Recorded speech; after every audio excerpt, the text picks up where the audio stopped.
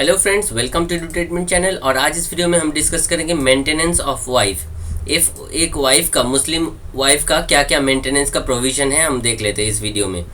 तो ये क्वेश्चन है, अगर आप चाहते हैं इस नोट्स को कॉपी कर सकते हैं, ठीक है, अपने एग्जाम में लिखने के लिए। तो चलिए शुरू करते हैं नोट्स को डिस्कस करने के।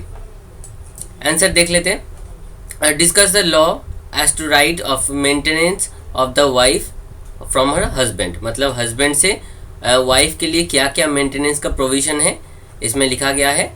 चलिए देख लेते हैं। मेंटेनेंस का क्या मतलब है। Maintenance includes the provision for food, clothes and residence.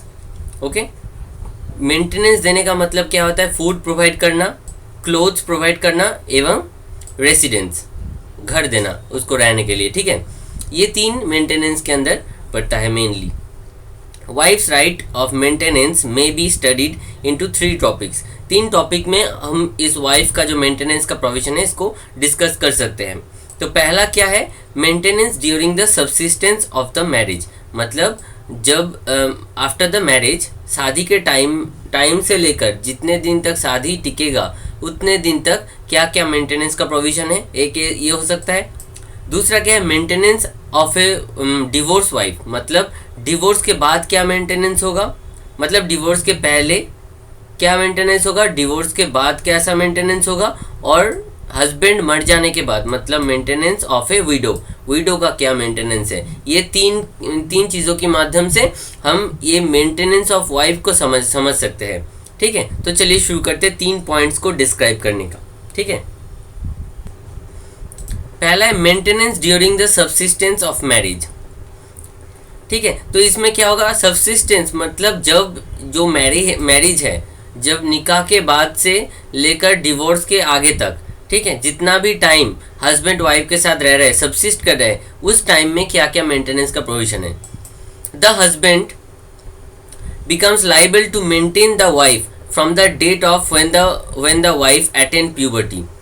जब वो वाइफ प्यूबर्टी को अटेंड करता है, मेंस्ट्रुअल पीरियड शुरू होता है जब से, जहाँ से, मतलब अगर मान लो कि वाइफ का जब शादी हुआ था, मतलब हस्बैंड और वाइफ का बीच में जो निकाह हुआ था, निकाह के टाइम में मान लेते कि वाइफ जो था वो माइनर था, तब उन्होंने ऑप्शन प्यूबर्टी को क्रॉस नहीं किया था, तब उनका मेंस्ट्रुअल पीरियड शुरू नहीं हुआ था। तो जिस दिन से वाइफ का मेंस्ट्रुअल पीरियड शुरू होगा तब से मेंटेनेंस मैंडेटरी होता है हस्बैंड के लिए। मतलब हस्बैंड को पूरा देखभाल करना होगा, पूरा लाइबिलिटी हस्बैंड के ऊपर जाता है इस वाइफ का देखभाल करने की, ठीक है।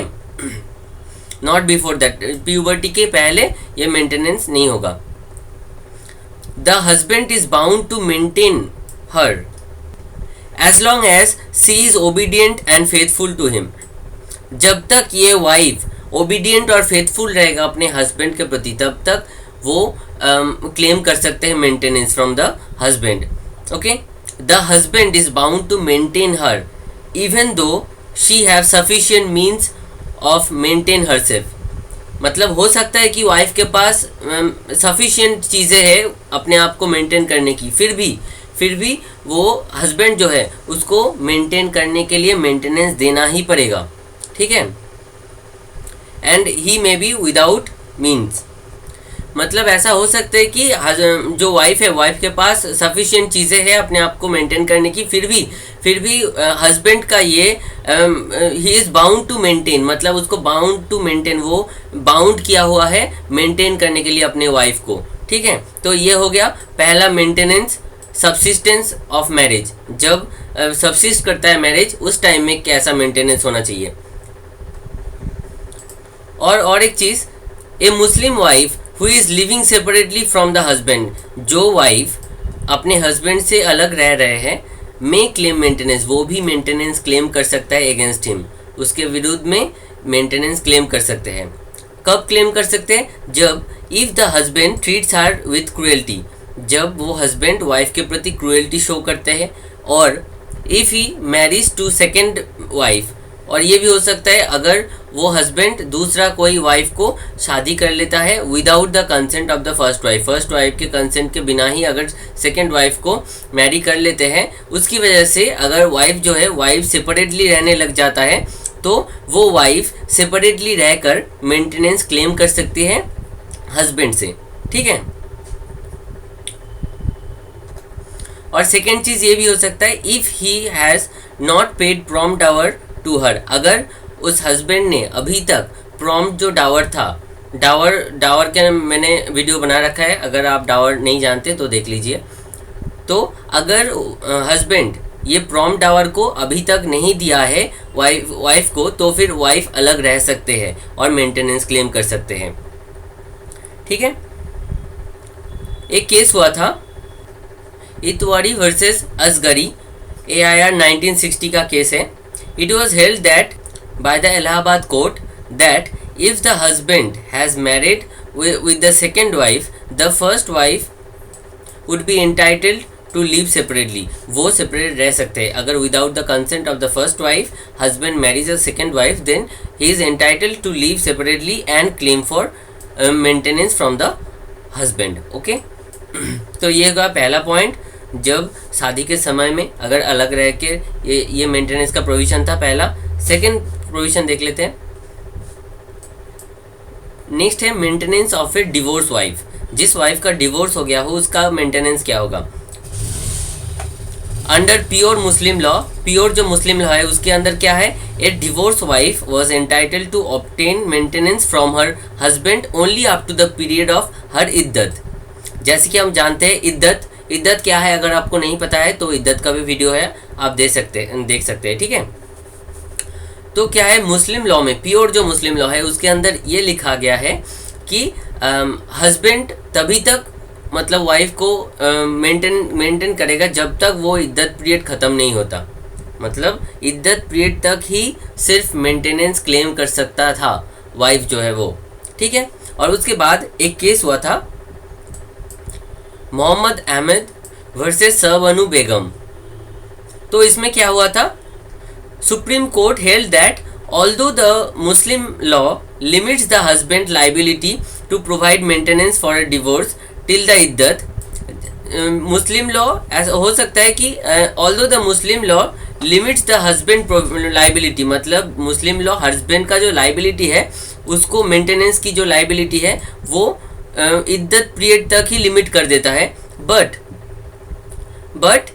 if would not be incorrected and unjustified to extend the above principle of Muslim law। मतलब ये इनकरेक्ट या अनजस्टिफाइड नहीं होगा अगर इस प्रिंसिपल ऑफ मुस्लिम लॉ को एक्सटेंड कर दिया जाता है। मतलब ये जो मेंटेनेंस का प्रोविज़न है, मेंटेनेंस का प्रोविज़न इद्दत पीरियड तक लिमिटेड नहीं रहेगा, इससे आगे लिया जा रहा है। ठीक है, finally the court concluded that if the divorced wife unable to maintain herself, अगर वो डिवोर्स्ड वाइफ इद्दत के बाद भी खुद को मेंटेन करने के लिए सक्षम नहीं है तो she is entitled to get maintenance under section 125 of CRPC। Okay, तो ये हो गया। थर्ड पॉइंट देख लेते हैं, maintenance of a widow woman. Okay, जिसका पति मर गया हो। ठीक है, हस्बैंड जिसका मर गया है वो क्या मेंटेनेंस पा सकता है, देख लेते हैं। A widow woman is not entitled to obtain maintenance, वो मेंटेनेंस को ऑब्टेन नहीं कर सकता from the property of a deceased husband. जो हस्बैंड मर गया है उसका प्रॉपर्टी से मेंटेनेंस क्लेम नहीं कर सकता, क्योंकि हर राइट ऑफ इनहेरिटेंस सुपरवेंस, क्योंकि उस जो प्रॉपर्टी है, जो हस्बैंड का प्रॉपर्टी है, उसके प्रॉपर्टी के ऊपर इसका राइट है। ये मेंटेनेंस क्यों क्लेम करेगी फिर, है ना।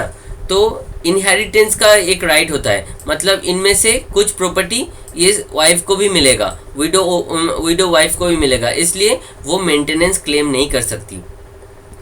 Therefore, it is very clear from the above mentioned points that wife is entitled to get something as a maintenance during, after and even after the death of the husband.